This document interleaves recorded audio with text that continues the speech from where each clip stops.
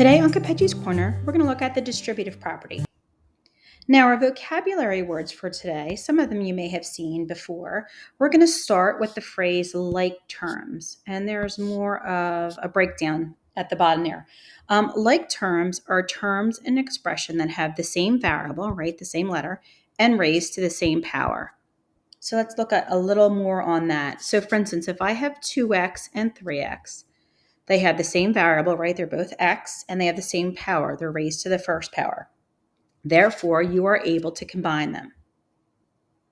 Okay, let's look at our second example there.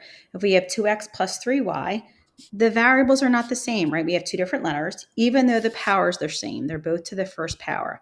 But because the letters are not the same, we cannot combine them. Okay, looking at our third example there, we have 3x squared plus 4x. We have the same variable, right? They're both x's, but the powers are different. This is to the second power and that's to the first power. So therefore, we cannot combine those. Okay, let's go back up to the vocabulary. Our simplest form, and we always say in math, we want answers in simplest form. What does that mean? Well, basically, in general terms, we want that in the easiest form to use. We don't want any parentheses, no parentheses. We don't want any like terms that are not combined already. So we're trying to make that as simplest as easy to possible to work with. Now, when we're talking about the phrase equivalent expressions, right, we've talked a lot about expressions, things that go together, no equal sign. We have algebraic and verbal. Equivalent means equal. So when we're talking about equivalent expressions, we're talking about equal expressions. Now, the last vocabulary word until before we get into the problems is standard form. When we want something in standard form, right? Math people want things in a certain order. Standard form is, first of all, variables are in alphabetical order always alphabetical order, descending order of exponents. Okay, so we'll do some examples of those. Exponents are in descending order when dealing with the variables. And the last thing, the constants or the numbers by themselves are always going to be last. Okay, so we're going to work on distributive power today, and then we're going to work also on combining like terms, all the things we talked about in our vocabulary.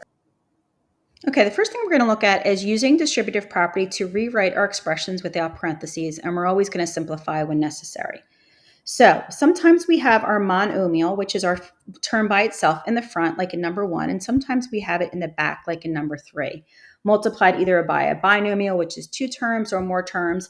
And regardless, we're going to distribute when we have that set of parentheses like that. So I'm going to take 5 times x, which gives me 5x.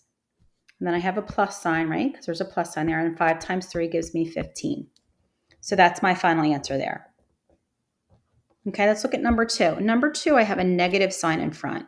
That means it's negative 1. So negative 1 times 4 gives me negative 4. Negative 1 times negative 3 gives me positive 3x, right? We have negative 1 times 3x. So from there, what we have to do now is we have to put this in standard form. We have to put our variable first. Our signs are going to stay the same. And then our constant or our number last. Now, in example 1, we didn't have to do anything to that because that was already in standard form. All right, moving on to number 4. 5 times x squared gives me 5x squared. 5 times x gives me 5x. Now, can we do anything with this? Can we combine more? Even though we have an x in both terms, one's to the second power and one's to the first power. So that's it. That's our final answer. There's nothing else we can do with that. All right, we're going to keep going. We have 4y times y gives me 4y squared because y times y gives me y squared. We're going to add those exponents. And then 4y times negative 8 gives me negative 32y. Again, that's in standard form, so we're all set. Now looking at number 6, we have 7 times y squared gives me 7y squared. 7 times negative x gives me negative 7x. Now, even though our higher power is listed first, we want to do it alphabetically. So I'm going to rewrite this with my x first. Negative 7x plus 7y squared. All right, let's try a couple more. Negative 8 times m squared gives me negative 8m squared. And negative 8 times negative m, right? Negative times a negative gives me a positive. So I have negative 8m squared plus 8m. Number 8, I have negative 2 times negative 11, which gives me positive 22. And then I have negative 2 times negative 5, which gives me a positive 10y. I want that to be in standard form. So I'm going to make sure our variable is first and our constant or our number by itself is last. Okay, last one like this. I have 9 times y equals 9y plus 9 times y squared is 9y squared. Again, both terms have a y. My y squared, that has to be listed first. Highest powers first, 9y squared plus 9y. And when I switch them, my signs are staying the same. Now, looking at number 3, remember our monomials on the back, but we're still going to distribute. So I have negative 3 times 6, which gives me negative 18y. And then I have negative 3 times positive 2, which gives me negative 6.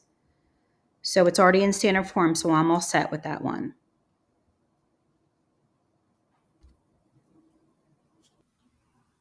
Okay, our next examples, we're going to simplify each expression, and if it is not possible to simplify it, we're just simply going to write the word simplified. Now, number 1, we have all variables are all the same. They're all x to the first power. So we just have to add our coefficients. So I have 25 plus 4 gives me 29, minus 10 gives me 19x. And that's it. That's my final answer. Okay, and number 2, we have to distribute first. So I have 2 times x gives me 2x, plus 2 times y gives me 2y. I'm going to keep going with that second set of parentheses. 5 times 2x gives me 10x. 5 times 3y gives me 15y. Now I have to combine my like terms alphabetically, right? So 2x and 10x gives me 12x.